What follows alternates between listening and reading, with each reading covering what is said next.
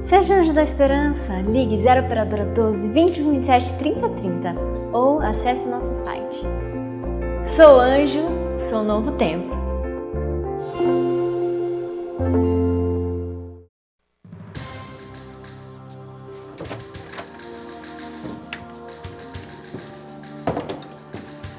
Olá, eu começo hoje lendo um texto bastante pesado e eu vou contextualizar já o que eu vou ler aqui agora. Quando os israelitas ainda estavam no deserto, encontraram um homem catando lenha no sábado. Os que o viram fazendo isso, o levaram até o lugar onde estavam Moisés e Arão e todo o povo. Depois puseram alguns homens para guardá-lo, pois ainda não sabiam o que fazer com ele. Aí, o Senhor Deus disse a Moisés: este homem deve ser morto, que todo o povo o mate a pedradas fora do acampamento. Então, como o Senhor havia ordenado a Moisés, levaram o homem para fora do acampamento e todo o povo atirou pedras nele até que morreu. Como nós aqui apresentamos um mandamento que aparentemente está obsoleto, que era lá do Velho Testamento, porque quando Jesus esteve aqui na terra, ele não mandou matar ninguém por não guardar o sábado. Hoje ninguém é morto por não guardar o sábado. Só que no passado Deus mandou matar porque não guardava o sábado. Como entender isso? Será que realmente o mandamento de Deus da guarda do sábado, o quarto mandamento, não existe mais? Esta e muitas outras questões você acompanha agora, pois está no ar, Na Mira da Verdade.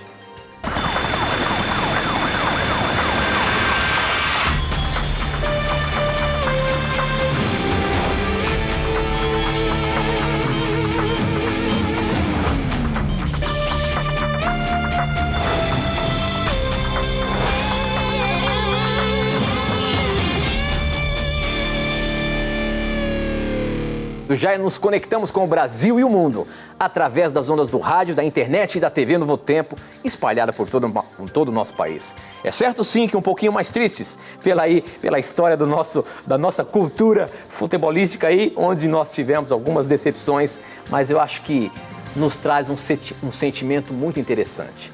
Quando parece que nós perdemos a esperança, a gente quer que o mundo caia sobre nós. Mas existe uma esperança que jamais deve ser esquecida. É a esperança do nosso Senhor Jesus, que um dia virá buscar para que jamais tenhamos sofrimento. Que você hoje tenha forças e entenda que a maior esperança não morreu e jamais vai morrer. É a esperança de um dia estarmos nas mansões celestiais. Vamos começar o nosso programa animados. Quero começar cumprimentando meu amigo professor Leandro Costa. Está animado amigo. Aí, professor? Eu sei que não vai ser fácil hoje, mas eu espero que você esteja animado. Olha, rapaz, depois dessa sua mensagem, você animou todo mundo agora para estudarmos a Bíblia. Não pode perder a esperança, né, meu amigo? Não pode perder a esperança. Afinal, e agora vamos estudar a Bíblia animados e alegres. Afinal de contas, esse é o canal da esperança. A gente não pode perder a esperança. Esse é o canal da esperança. É isso. E agora, mesmo, com essa mensagem que Deus usou o Tito para dizê-la, vamos estudar a Bíblia com alegria. Não é? Isso mesmo. E quero mandar alguns abraços rapidamente, Tito. Primeiro, para Ilma Jéssica de Ji-Paraná, Rondônia, que gosta muito do nosso programa. Que Deus lhe guarde, minha irmã. E para o Marcos Esteves de Jacareí, que nos informou a respeito. Um abraço também para a dona Silvia Cheise, de Ilha do Governador, Rio de Janeiro. Para Renivaldo, de Ipirá, Bahia. E também para Selma Guzmão Carvalho e família de São Luís, Maranhão.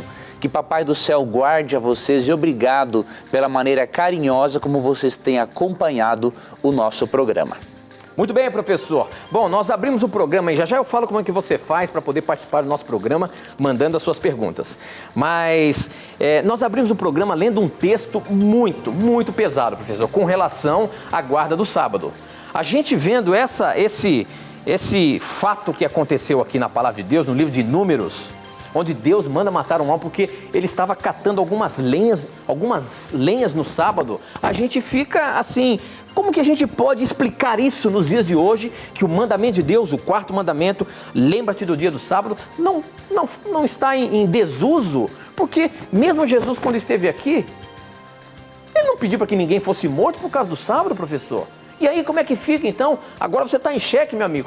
Como é que você sai dessa aí com relação ao sábado, a guarda do sábado? Afinal de contas, tudo que nós falamos aqui vai por terra? Pois olha, amigo, essa é uma pergunta importante, porque esse texto é um dos textos mais usados para se argumentar o seguinte: já que Deus ordenava que se matasse quem transgredia o sábado, e hoje não se faz mais isso, então isso mostra que o mandamento é obsoleto, não é? Mas na verdade precisamos entender uma coisa. Primeiro, Deus, ele dá leis de acordo com a consciência moral das pessoas. O povo israelita havia saído da onde? Do Egito. E o povo israelita estava o quê? Desumanizado. Era um povo extremamente rude e rebelde. E como que Deus poderia conscientizá-los e mostrar a eles que eles deveriam valorizar o que é sagrado? É dando leis de acordo com a consciência moral deles, para que eles pudessem compreender. Deus tinha que falar com um povo que era acostumado a gritarem com eles, Deus tinha que falar gritando. E como Deus poderia ensiná-los de que eles deveriam saber discernir entre o que é sagrado e o que é profano? Através de leis mais duras. E vejam, amigos, o que está em Números 16:30, para vermos que aquele homem que foi pegar lenha no sábado, não foi simplesmente pegar lenha no sábado por uma necessidade. Olha como é bom lermos o contexto do verso bíblico. Números 15:30. Mas todo aquele que pecar com atitude desafiadora, seja natural da terra, seja estrangeiro residente, insulta o Senhor e será eliminado do meio do seu povo, por ter desprezado a palavra do Senhor e quebrado os seus mandamentos, terá que ser eliminado, sua culpa será sobre ele. Veja, aqui fala do pecado desafiador e obstinado.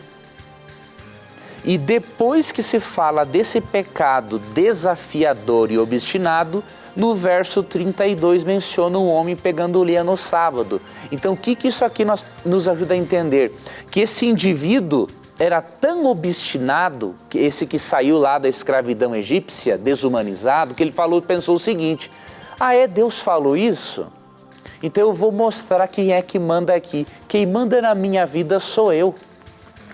Deus falou que não é para trabalhar no sábado, pois eu vou mostrar para todo esse povo que o que Deus falou, eu é quem sei que faz da minha vida. E ele, numa atitude desafiadora e obstinada, foi lá e profanou o sábado. E como, queridos, Deus ia mostrar para eles que desafiar a Deus é pecado para uma nação desumanizada que precisava aprender a respeitar a Deus, executando com a pena de morte o indivíduo. E há um detalhe aqui importante. Se os críticos do sábado querem abolir o mandamento porque a não observância dele era punida com a pena de morte, os críticos terão que abolir mais mandamentos da Bíblia. Aí eles vão ter problemas em suas igrejas. Sabe por quê? Vamos ver alguns exemplos mais. Êxodo 21, 17, por exemplo.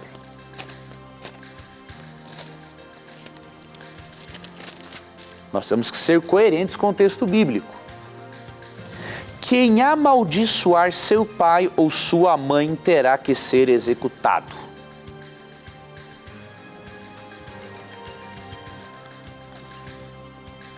Quantos adolescentes têm amaldiçoado o pai e a mãe? Seja na igreja adventista, seja em igrejas evangélicas, católicas, eu pergunto, você executa-os? Não, porque a consciência moral nossa é outra. Nós não somos desumanizados e nós podemos reeducá-los de outra maneira. Agora eu pergunto, pelo fato de o mandamento ser punido com a morte, você tira o mandamento honra teu pai e tua mãe da Bíblia? Você não tira. Agora, por que você quer tirar o sábado? Por sua conveniência? Vamos para um outro exemplo. Levítico 24, 10.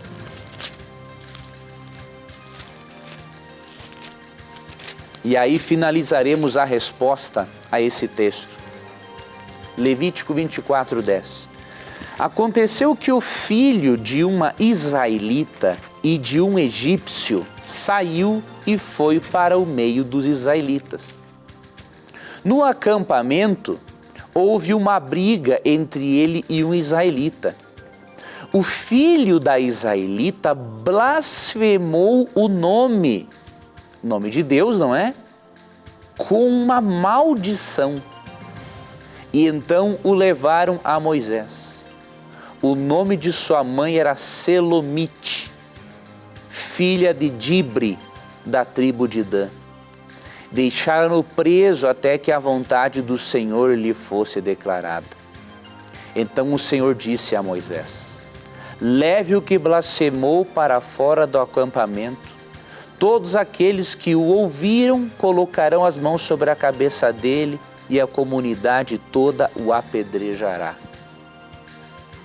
Eu pergunto, se o pecado por blasfêmia era punido com a morte, então quer dizer que hoje, quem blasfema, o pecado de blasfêmia hoje, vamos então sacar da Bíblia?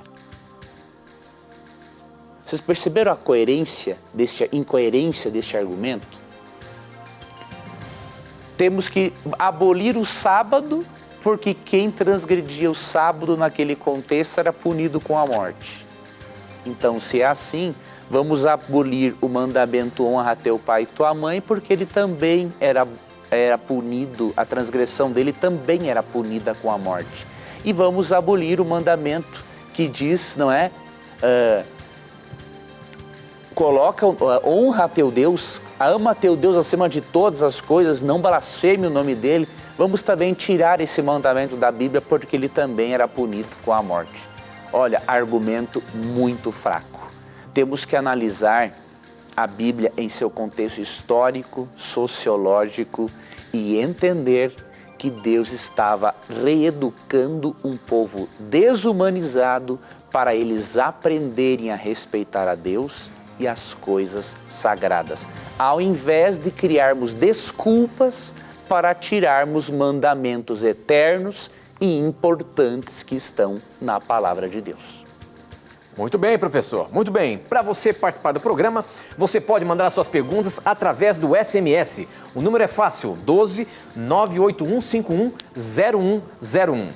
981510101. Você manda, eu recebo aqui agora, como ele não para de chegar perguntas, manda pra gente, a sua pergunta poderá estar na mira. Você também pode mandar pelo nosso blog, novotempo.com/na mira da verdade. E pelas redes sociais, pelo Facebook, namiradaverdade.nt e pelo Twitter, @namiradaverdade. Aqui pelo SMS, acabou de chegar uma perguntinha aqui, deixa eu ver se tem o nome da pessoa, é o Fernando, ele é de Belém, Belém...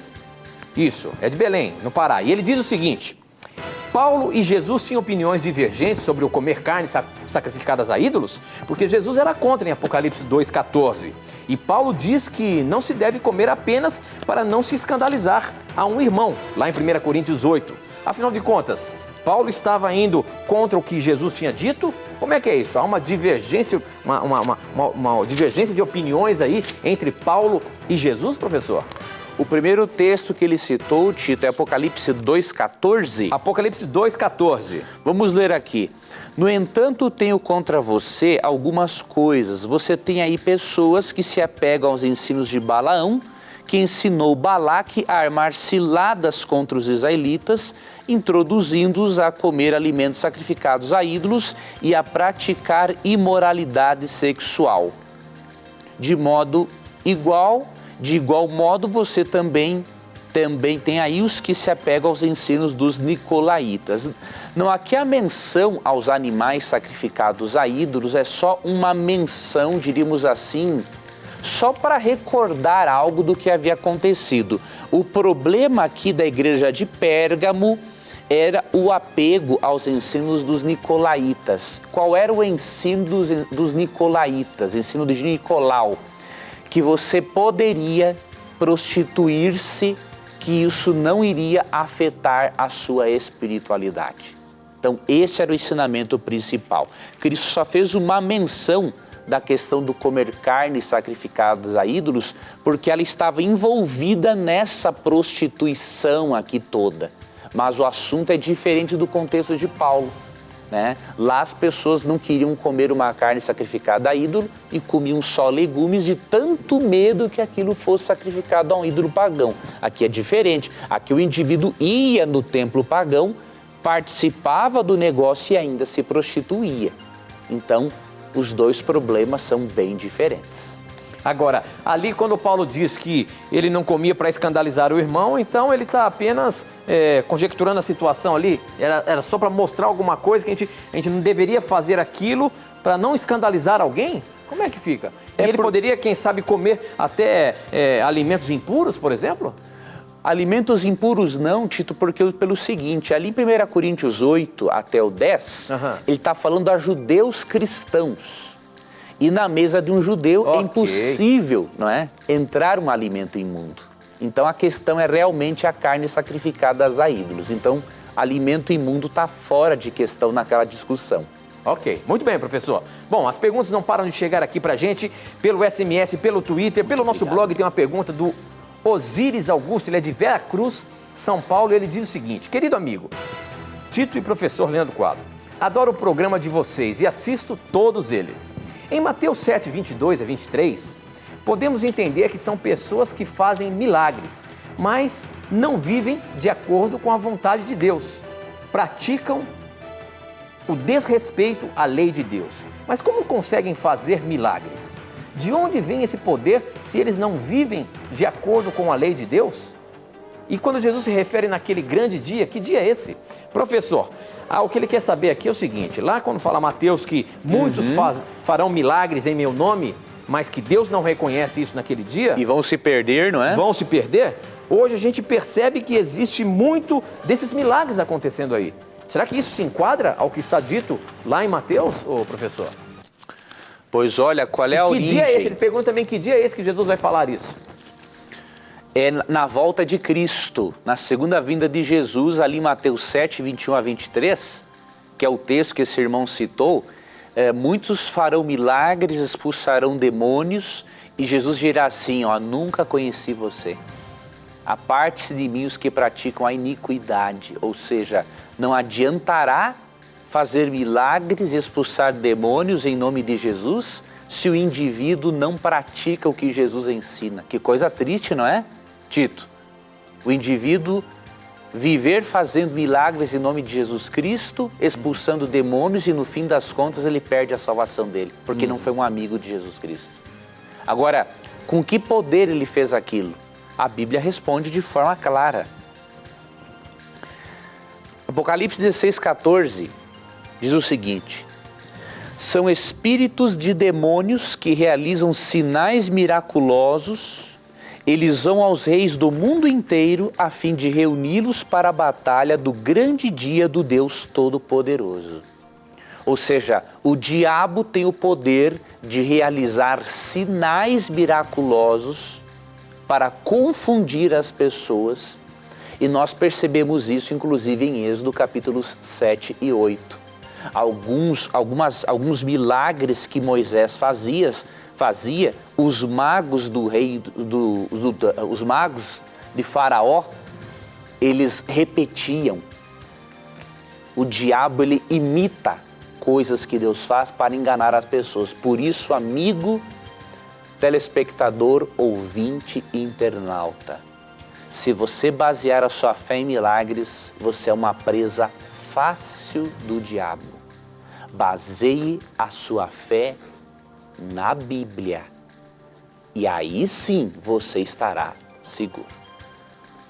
Ok, muito bem. Aqui pelo Facebook agora, quem mandou foi o Regis Nunes. Ele diz o seguinte, pergunta o seguinte: a Bíblia diz que tudo o que pedimos em nome de Jesus, Ele nos atenderia.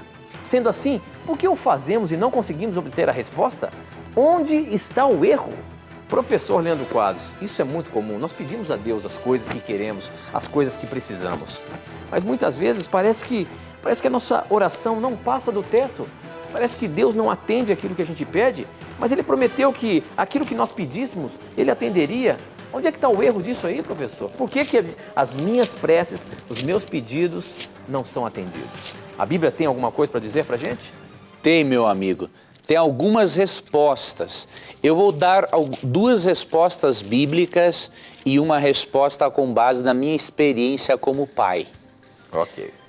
Veja bem, aqui em Tiago, capítulo 4, versículo 3, a Bíblia dá uma das razões.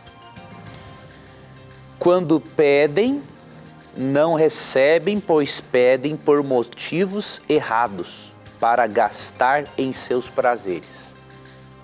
Então, muitas vezes não recebemos o que pedimos porque pedimos errado, para esbanjarmos, apenas para nossos prazeres, apenas para sustentarmos o nosso egoísmo. Outra razão pela qual não recebemos o que pedimos, encontramos em Hebreus 11, versículo 6.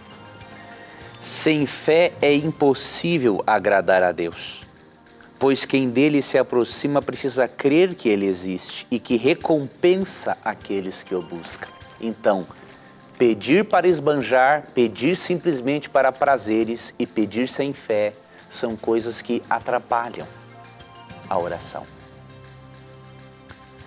Agora eu vou lhe contar a minha experiência como pai. Quando eu chego numa loja de brinquedos com a minha filhinha, a Yasmin tem 3 aninhos e 9 meses, eu tenho uma vontade enorme de dar tudo para minha filha. Mas eu sei que como pai eu vou estragar ela. Eu sei que se eu der tudo o que ela quer, eu vou estragar a minha filha. Eu vou ensinar a minha filha que ela pode ter tudo o que ela quer, sendo que o mundo não dá tudo que nós queremos. Pelo contrário, o mundo dificulta para termos tudo o que queremos. Eu não seria um bom pai se eu desse para minha filha tudo o que ela quer em todos os momentos. Muitas vezes eu quero dar muitas coisas legais para minha filhinha, só que eu sei que ela ainda não está preparada. Então eu como pai, eu percebo que muitas vezes Deus está doido, diríamos assim, para dar tantas coisas boas para nós. Está cheio de bênçãos para derramar em cima de nós, só que nós somos tão infantis, tão pequenos, que nós não sabemos lidar com essas bênçãos e aí Deus não pode dar, porque Ele vai estragar a gente, vai mimar a gente demais. Então, ore a Deus e comece a pedir para Ele também o seguinte: Senhor, me amadureça para eu receber as suas bênçãos. Faça esse teste, eu creio que Deus vai fazer coisas legais por você. Ok, professor. Muito bem. Bom, para você participar do nosso programa, você pode mandar as suas perguntas por SMS. O número é 12 98151 0101. Você manda para cá, eu recebo na hora. Você também tem várias outras formas. Pelo nosso blog novotempo.com/Na Mira da Verdade, além de você ver lá os mais diversos assuntos que postamos ali diariamente, ou assuntos que já colocamos há um bom tempo, mas que pode fazer com que enriqueça mais o seu estudo da Palavra de Deus, você pode mandar suas perguntas, que também ela chega simultânea aqui, ou pelas redes sociais, no Facebook, namiradaverdade.nt, e no Twitter, @namiradaverdade, tá bom? A próxima pergunta pelo Facebook, quem mandou foi o José Roberto José, o nome dele. E ele diz o seguinte: como posso entender o livro de Efésios, onde no capítulo 4, verso 30, diz o seguinte, professor: e não façam com que o Espírito Santo de Deus fique triste, pois o Espírito é a marca de propriedade de Deus, colocada em você, a qual é a garantia de que chegará o dia em que Deus os libertará. Como a gente pode fazer para não entristecer o Espírito Santo? Será que de alguma forma entristecemos o Espírito Santo? Quando é que entristecemos o Espírito Santo? Olha, aqui nesse texto nós percebemos que há algumas coisas que entristecem o Espírito Santo. Primeiramente, para observarmos uma coisa importante: se o Espírito Santo se entristece, entristecer-se, ter sentimentos, isso é característica de personalidade. Então aqui vemos que o Espírito Santo é uma personalidade, tem personalidade. Não é um poder que sai de dentro de Deus, tá bom? Então ele se entristece. E vamos ler a partir do verso 29 que vai nos ajudar. Nenhuma palavra torpe saia da boca de vocês, mas apenas a que for útil para edificar os outros, conforme a necessidade, para que conceda graça aos que ouvem. Ou seja, quando sai da nossa boca palavras para destruírem as pessoas, ao invés de construírem as pessoas, estamos entristecendo o Espírito Santo. Verso 30. Não entristeçam o Espírito Santo, com o qual vocês foram selados para o dia da redenção. Livrem-se de toda amargura, ou seja, a amargura entristece o Espírito Santo, alimentada. Indignação e ira entristece o Espírito Santo. Gritaria, o Espírito Santo não gosta de gritaria porque ele é um Deus de paz. E calúnia, bem como de toda maldade. Sejam bondosos e compassivos uns para com os outros, perdoando-se mutuamente, assim como Deus os perdoou em Cristo. Essas são as coisas principais que entristecem o Espírito Santo. Por isso, leiamos esse texto, reflitamos nele e façamos uma oração assim: Senhor Jesus e querido Espírito Santo, me ajude a não lhe entristecer com essas coisas. Muito bem, professor. Bom, o nosso programa está só começando, nós temos um pequeno intervalo, não sai daí não, aproveita e manda suas perguntas pra gente, a gente volta já já.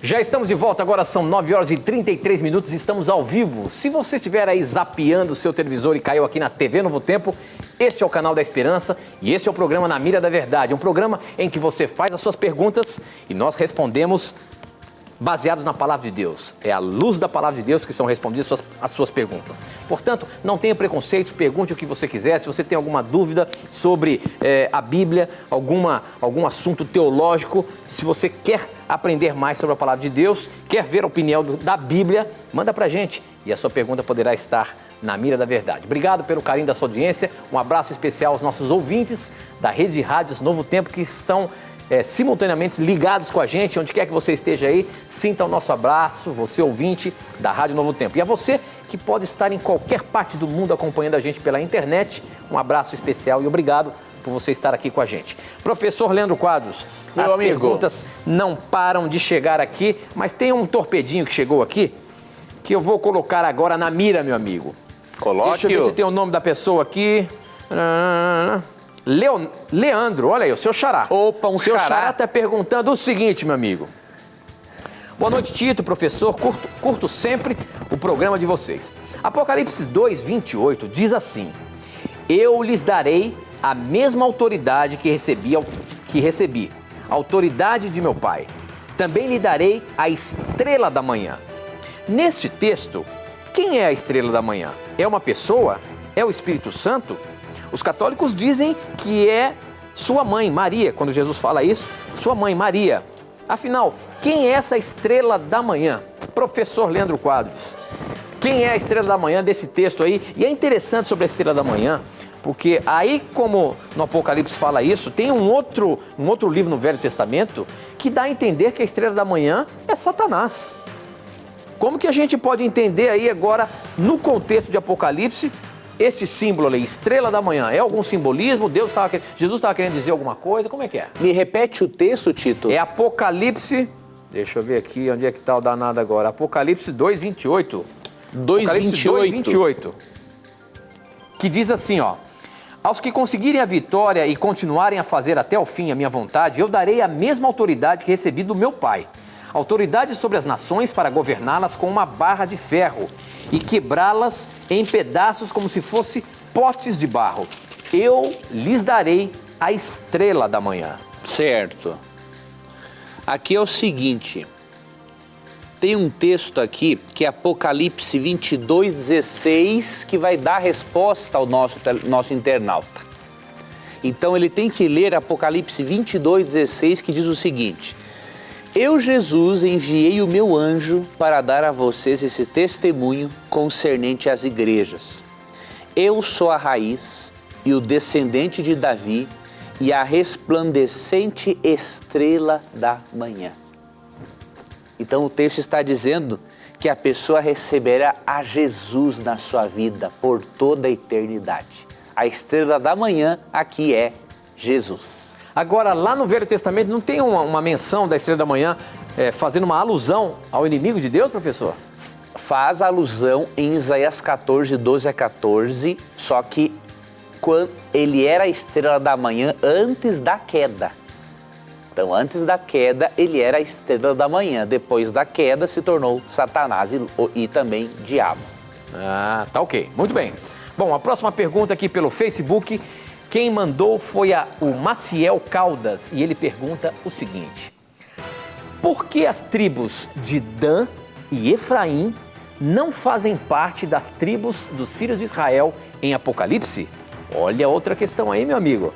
São 12 tribos que apresentava lá no Velho Testamento. Por que essas duas tribos no Apocalipse não são apresentadas? Esse povo foi extinto? Deus não quis saber mais dessas tribos? Como é que é isso? Por que não apresenta aí no livro de Apocalipse?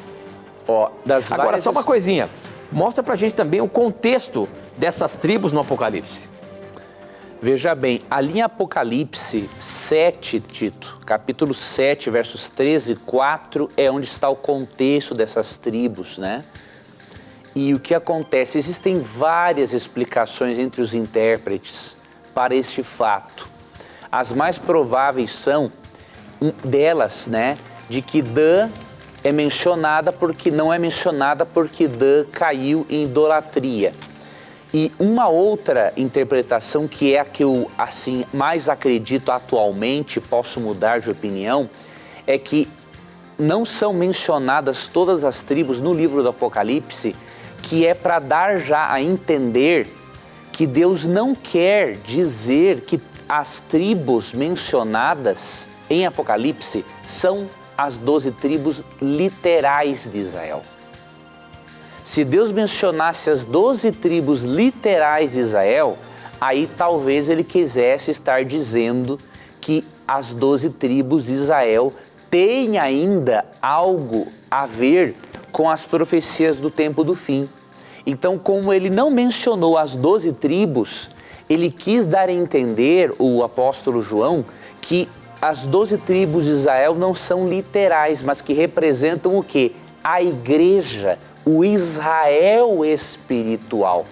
Porque de acordo com Gálatas 6,16, nós somos o Israel espiritual. Então, dentre essas interpretações, né? A princípio eu creio nessa. Posso mudar de opinião se eu receber uma interpretação mais bíblica e mais coerente das que eu conheço entre os eruditos, não é? Ok, professor. Muito bem. A próxima pergunta pelo pelo nosso Twitter aqui, quem mandou foi o Rodrigues. E ele diz o seguinte, a profecia de Joel 2, 28 e 29 já pode estar ocorrendo em nossa época? Pois já vi isso acontecer. Joel é um livro aparentemente profético também, não é, professor? Sim. E lá no capítulo 2, os versos 28 e 29, diz o seguinte, o Senhor diz ao seu povo, depois disso, eu derramarei o meu espírito sobre todas as pessoas. Os filhos e as filhas de vocês anunciarão a minha mensagem. Os velhos sonharão e os moços terão visões. Até sobre os escravos e as escravas eu derramarei o meu espírito naquele dia. Será que isso já está acontecendo, professor? A gente recebe aí até mesmo perguntas aqui de pessoas que têm sonhos, que têm visões. Como que a gente pode, como que esses sonhos e essas visões podem ser consideradas vindo da parte de Deus? Porque senão é muito fácil uma pessoa simplesmente diz que recebeu algo de Deus e parece que não bate com a palavra de Deus ali. Como que a gente pode crer nisso? Será que essa profecia já está acontecendo nos nossos dias? Olha, primeiramente, a primeira parte dessa profecia já aconteceu e ela aconteceu nos dias dos apóstolos. Por quê? Nós temos que ler Atos capítulo 2 para percebermos isso.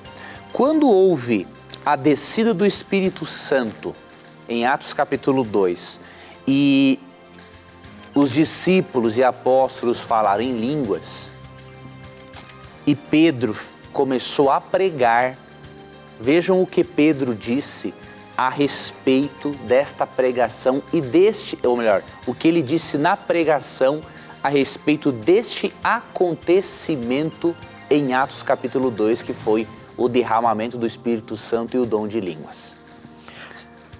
Vamos ler aqui a partir do versículo 15, que diz o seguinte: esses homens não estão bêbados, os que falavam em línguas, como você supõe. Afinal, são 9 horas da manhã. Ao contrário, isto é o que foi predito pelo profeta Joel, texto que o Tito mencionou. Nos últimos dias, diz Deus, derramarei do meu espírito sobre todos os povos. Os seus filhos e suas filhas profetizarão. Os jovens terão visões, os velhos terão sonhos. Sobre os meus servos e sobre as minhas servas derramarei do meu espírito naqueles dias e eles profetizarão. Então a primeira parte da promessa de Joel do derramamento do Espírito Santo se cumpriu lá na festa do Pentecostes, quando os discípulos falaram o dom de línguas para evangelizar nações nos idiomas delas. Hoje eu percebo que realmente pingos do Espírito Santo, diríamos assim, têm sido derramados sobre pessoas. Agora, a segunda parte do derramamento do Espírito Santo está para ocorrer ainda. E aí vai acontecer novamente um derramamento muito forte do Espírito Santo que vai nos ajudar a concluirmos a obra da pregação do Evangelho, tá bom?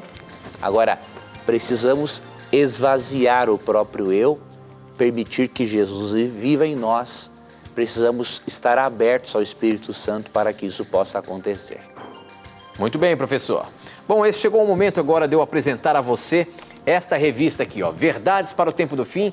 É a revista que nós oferecemos aqui no programa Na Mira da Verdade, que você pode receber na sua casa sem pagar nada. Essa revista é, na verdade, um curso bíblico completo, com 16 lições aqui, e no final de cada lição você tem um questionário para você responder e aprender mais sobre a Palavra de Deus. E se você responder os questionários desta revista aqui, mandar pra gente, aqui tem um endereço dizendo como que você faz para mandar, você vai ganhar um outro presente. Você vai poder escolher ganhar ainda um disco de músicas, um CD musical que você poderá escolher sobre grupos e quartetos, ou duetos e trios, ou um CD de solos, de músicas belíssimas para o seu deleite espiritual. Então, peça hoje mesmo Verdades para o Tempo do Fim, acessando o nosso blog, novotempo.com/Na Mira da Verdade. Você vai ver a imagem dessa revista, é só você clicar lá, você vai ser direcionado para um campo para você colocar os seus dados postais e você vai receber na sua casa sem pagar nada, tá bom? É um presente nosso para você, aproveite.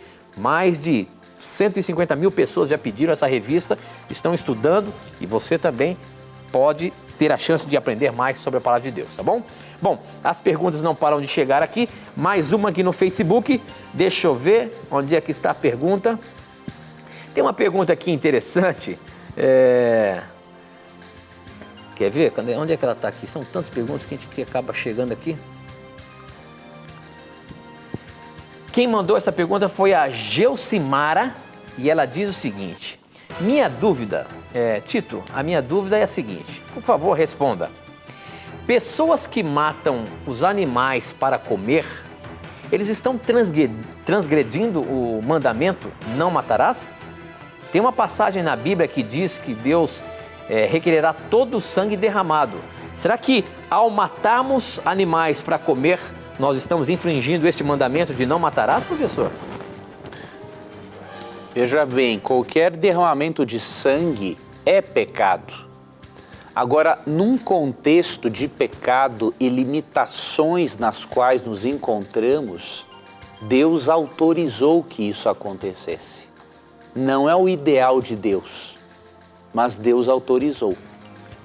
Então, o que eu percebo na Bíblia é que pessoas que destroem a natureza e brincam com a vida de animais, estas sim vão pagar um preço, e alto, né?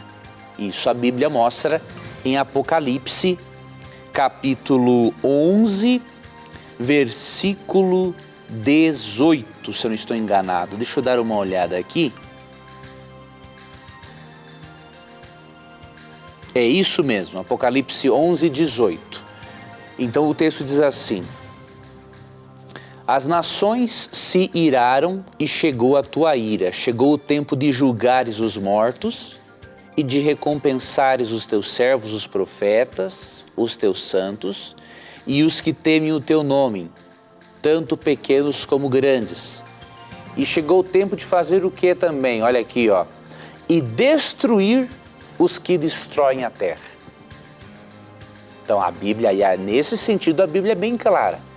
Quem brinca com a vida dos animais, quem brinca com a natureza, quem brinca de matar e não é para o sustento, desses Deus vai cobrar um preço bastante alto. Então, se você faz isso, amigo ouvinte, telespectador, se arrependa enquanto há tempo, porque o preço que você vai pagar será muito alto.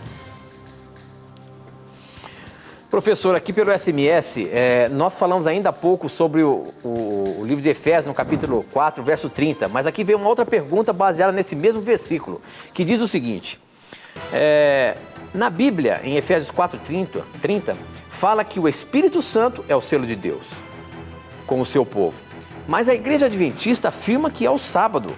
Poderiam me explicar isso? Como é que é essa questão então? Nós já falamos aqui no programa Na Mira da Verdade que o selo de Deus é o quarto mandamento, a guarda do sábado. Mas aqui em Efésios 4:30, como nós lemos numa pergunta anterior, afirma que o Espírito Santo é o selo de Deus. Como é que você diz então aí pra gente que é o quarto mandamento, o selo de Deus? No que você se baseia? Vamos ler Ezequiel 20, 20 e 21, para vermos também que o mandamento do sábado não é só para o povo de Israel. Santifiquem os meus sábados para que eles sejam um sinal entre nós, então vocês saberão que eu sou o Senhor de vocês, o Deus de vocês. Mas os filhos se rebelaram contra mim. Não agiram de acordo com os meus decretos, não tiveram o cuidado de obedecer às minhas leis, sendo que aquele aquele que lhes obedecer viverá por elas e profanar os meus sábados. Quando usa o termo aquele, está falando todas as pessoas, né?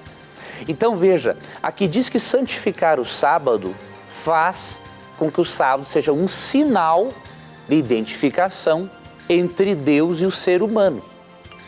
Não é só para o israelita. E no verso 12 de Ezequiel 20, isso é repetido, né? Também lhes dei os meus sábados como um sinal entre nós, para que soubessem que eu sou o Senhor. Fiz deles um povo santo. Ou seja, o sábado é um sinal que nos mostra que nós não podemos ser salvos pelas nossas obras. O sábado é um sinal que nos mostra que é Deus quem nos santifica. Agora, como harmonizar isso com o selo do Espírito Santo? Simples. O Espírito Santo sela o nosso coração para nos dar a certeza de que somos filhos de Deus. Você pode ler isso também em Romanos 8. Já o sábado é um selo que demonstra que nós somos fiéis a Jesus em crer que Ele é o Criador do universo. Então, no fim dos tempos, hoje o Espírito Santo sela e identifica quem crê em Jesus. No fim dos tempos, o sábado identificará quem será fiel a Jesus. Um selo não exclui o outro. Ambos se completam. Muito bem, professor. Outro SMS que chegou aqui nesse mesmo assunto diz o seguinte: boa noite. A Bíblia fala para guardar o sábado, mas o Papa deu uma declaração recente para se observar o domingo. Por quê? O Hélio do Paraná está perguntando isso aí, professor. Que história é essa que o Papa falou que é para a gente guardar o domingo? É isso mesmo? Pois olha, infelizmente o Papa está muito errado, não é? Mas que isso, professor? O Papa, por mais simpático, por mais, assim, ecumênico que ele seja, o Papa não tem base bíblica alguma para afirmar essa questão do domingo, né? O domingo é uma invenção humana, não é? E nós na Bíblia podemos encontrar muitos textos que falam da observância do sábado. Por exemplo, vamos dar uma olhada só num, Tito, que já basta. Vamos ver o mandamento, né? E eu convido qualquer irmão católico. Eu até vou pegar, eu tenho aqui, não, mas essa Bíblia não é. Não, eu tenho uma Bíblia de tradução ecumênica. É a TEB, Tradução Ecumênica da Bíblia, que ela é publicada pela editora Paulinas e Edições Loyola. Tradução séria. E deixa eu fazer uma observação aqui. Não é porque eu estou falando contra o que o Papa disse que eu estou sendo contra a Igreja Católica, não é isso. Por exemplo, essa tradução aqui da Bíblia, a Bíblia de Jerusalém e outras Bíblias são traduções seríssimas. Os teólogos católicos, para traduzir a Bíblia, ao meu ver, estão assim num nível altíssimo no conhecimento de hebraico, grego e aramaico. Então, eles têm que ser respeitados, né? Então, vamos fazer essa observação e ser justos. Nesta Bíblia aqui, que tem uma parte católica, vamos ver aqui como está o mandamento, os 10 mandamentos. Êxodo capítulo 20. Em Êxodo capítulo 20, verso 8 a 11, diz assim: que se faça do dia de sábado, veja, no original hebraico não está domingo, está sábado, um memorial considerando sagrado. Trabalharás durante 6 dias fazendo todo o teu trabalho, mas o 7º dia é o sábado do Senhor teu Deus. Não farás trabalho algum, nem tu, nem teu filho, nem teu filho, nem tua filha, nem teu servo, nem tua serva, nem teus animais, nem o migrante que está em tuas cidades. Pois em 6 dias fez o Senhor os céus, a terra, o mar e tudo o que eles contêm, mas no 7º dia repousou. Eis porque o Senhor abençoou o dia de sábado e o consagrou. E por isso eu convido os queridos irmãos católicos a lerem os 10 mandamentos em qualquer Bíblia católica e vocês verão que as próprias Bíblias católicas desmentirão o que o Papa Francisco afirmou. Muito bem, professor. Bom, nosso programa já está chegando quase ao final, mas ainda tem tempo de fazer algumas perguntinhas, mas eu queria mostrar o pessoal que veio aqui hoje para acompanhar o programa Na Mira da Verdade. Um abraço especial aí para a Luciana e para o Leonardo, que estão ali. Dá um tchauzinho para aquela câmera lá. Obrigado por vocês terem vindo aqui acompanhar o programa. É um prazer muito grande receber os nossos irmãos aqui nos estúdios da Novo Tempo. E se um dia você quiser vir, basta ligar para a gente, agendar a sua visita. Será um prazer recebê-los aqui, tá bom? Para você participar do programa, basta você mandar as suas perguntas para o nosso SMS. O número é 12 91 981 51 0101. Ou então pelo nosso blog novotempo.com/Na Mira da Verdade. Bom, a próxima pergunta chegou pelo nosso Facebook também, que é namiradaverdade.nt, e diz o seguinte. Deixa eu ver, são tantas as perguntas, fica chegando um monte aqui. Sou do Rio de Janeiro, gostaria de saber se Deus permite que as pessoas que passamos a Ele para nos dar amor... que peçamos a Ele, essa é interessante. Gostaria de saber se Deus permite que peçamos a Ele para nos dar um amor verdadeiro. Afinal, a palavra dele diz que há tempo para tudo. Às vezes tenho a impressão de que estou ficando para titia, de tanto esperar. Professor Leandro Quadros, a Bíblia nos dá essa oportunidade de poder pedir a Deus um amor verdadeiro, meu amigo. Vamos ajudar aqui a nossa amiga? Quem mandou essa pergunta foi a Diu Ventura, ela é do Rio de Janeiro. Com certeza, minha amiga. Eu vou ler um texto que você conhece muito bem, mas que vai ajudar a você. Mateus capítulo 7... Verso 7 diz assim, ó: peçam e lhes será dado, busquem e encontrarão, batam e a porta lhes será aberta. Pois todo o que pede recebe, o que busca encontra, e aquele a que bate a porta será aberta. Então, peça a Deus e Ele lhe dará. Agora, também tem um detalhe. Eu gosto muito de uma frase da escritora cristã Ellen White que diz o seguinte: todo milagre é o resultado da combinação do poder de Deus com o esforço humano. Peça, mas também haja, não é? Então, se na sua igreja, ali entre o seu grupo de amigos, você não está tendo opções, vá para outra igreja da sua religião mesma, não é? Conhecer outras pessoas, quem sabe é num outro grupo de amigos é que estará o seu grande amor, não é? Então, una-se a Deus nesse propósito. Deus vai fazer a parte dele. Agora, faça a sua parte e Deus vai ajudar você a encontrar o grande amor, com certeza. Olha, professor, você tem um minutinho, mas tem um nesse mesmo assunto. Deixa eu ver o nome dela aqui, a Bruna Lee diz o seguinte: Deus já tinha predestinado Rebeca a se casar com Isaac? É possível Deus já ter escolhido o nosso futuro cônjuge? Olha aí, o pessoal tá romântico hoje, viu, meu amigo? Boa pergunta. Ali em Gênesis 25, percebemos... Um minutinho. Percebemos que Deus realmente tinha um plano para Isaac e também para Rebeca. Agora, o fato de Deus ter um plano não significa que eles não pudessem rejeitar este plano. Eles poderiam rejeitar. Rebeca, se não quisesse casar com ele, não se casaria. Um exemplo, Deus não tinha planos que Abraão tivesse 2 esposas, certo? Só que teve. E aí teve um desviozinho do plano de Deus e Deus teve que adaptar algumas coisas para cumprir sua vontade. Então Deus teve um plano, não é bom, só que Deus não obrigou que isso acontecesse. Eles aceitaram o plano de Deus, certo? Então Deus não vai também fazer nenhuma pessoa se casar com quem não queira.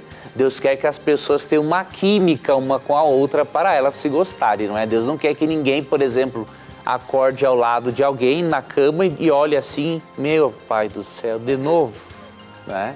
Então Deus quer que haja a química porque senão aí não dá certo o negócio, né? É isso aí, meu amigo. Com essa a gente termina mais um programa Na Mira da Verdade, já com o tempo estourado, hein? Mas a gente se encontra terça-feira que vem. Tudo bem. Um abraço, Deus abençoe a vocês todos, meus amigos, e nunca se esqueçam de uma coisa. Sempre que tiverem a coragem de perguntar, a Bíblia tem a coragem de lhe responder. E aqui você já sabe, sempre os seus questionamentos estarão na mira da verdade. Até o nosso próximo encontro. Tchau.